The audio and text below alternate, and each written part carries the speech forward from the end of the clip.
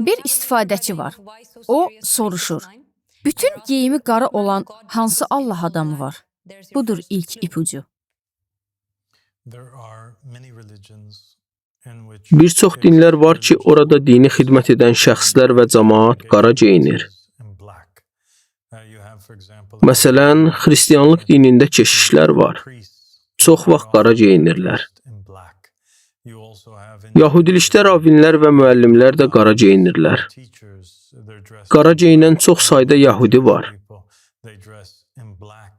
Şiə İslamında, məsələn, qadınlar qara geyinirlər və bir çox ruhanilər də qara geyinirlər. Yəni, qara rəng qəribə bir şey deyil.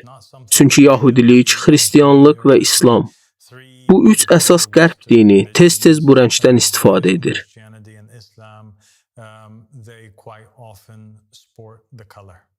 Doğrudur.